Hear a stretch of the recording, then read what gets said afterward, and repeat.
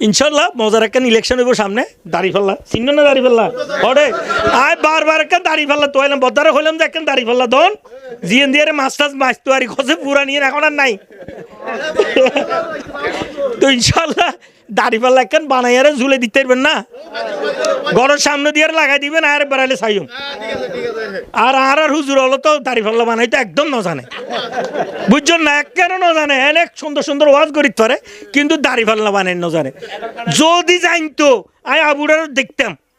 যদি জানতো ফটোত কথা কিন দেখতাম কেন করছো ভাই ইয়াল্লা কেন স্কুল খুলুন ফরিব বাংলা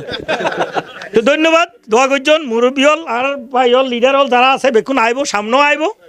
আর রাস্তাঘাটে পাইবেন আর ফালাইয়ারে নজাইম আর সন্ত্রাস নগরী আর চান্দা নচাই আর দমক নদী আর কেউরতুন তার জাল খাড়িয়ারে লই ফেলায় মাছ লই যে বাধ্য নগরী এতটিয়া বেসম ভরিব এই না আরাতে নাই আর আদর্শিকভাবে একখান সমাজ ব্যবস্থা গড়ে তুললুম এই সমাজ ব্যবস্থা একটা গমগড়িয়ার স্কুল দিম অনর ফুয়ারে ফরিত থাকব পুরো একখান হসপিটাল বানিয়ে দিম এটা বুঝছেন না দেবেন যে এটা বেকুন একটা চিকিৎসা লইব আর একটু গেলে দেবেন যে হাঁস মুরগি গরু চাউল বহুত আর হলাম যে ইতারাল্লাই গরু চাউল একটা হসপিটাল বানাইম মিরেশ্বরাইতে যাতে কোনো গরুর ঠিক মতো অসুখ নয় ফান মাছ আছে এটা মাছ অনারার মাছ অনারা দুইটা লাগজন আর এক দুইটা লাগজন ইয়ানের আধুনিক আইন করছুম আধুনিক আইন করলে কী হবো জানেন না ফিশ এক্সপোর্ট জোন হয়ে যাবো মিরেশ্বরাইতে এটা তুমি ডাইরেক্ট ফিশ আমেরিকা পাঠাইতে পারবেন লন্ডন পাঠাইতে পারবেন দেখবেন যে অনারার দাম হাতে তোলায় হইব তো আদর্শিকভাবে একটা কিছু করতে সময় কষ্ট করেন পরে বেকুনি মিলে একটা কষ্ট করছেন আর আইসে কেন সিটেঙ্গে বাসা হতে হইতে না ভাই জিজ্ঞে যায় এটা হচ্ছে তোমারা মিরেশ্বর্য মানুষকে 35-60 আগো যে ওটা করলে 35-60 এক নম্বর সিটেঙ্গিয়া আর মিরেশ্বরাই যে 1 নম্বর চট্টগ্রাম 1 তাহলে কি আর 1 নম্বর সিটেঙ্গিয়া নয় না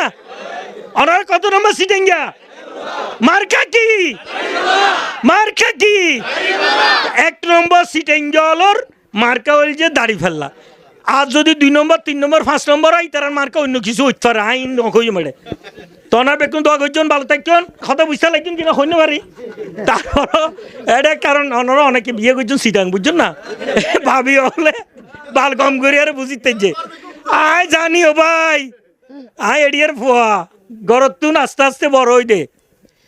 আয় তাল্লাই আর দিদি হলে মাসি হলে আয় সিটিংয়ে বাসা কথা হইলাম দে তো ওনারা দোয়া করছেন ইনশাল্লাহ ভবিষ্যতে দেখা হইব আল্লাহ হাফেজ ভালো থাকতুন বেকুন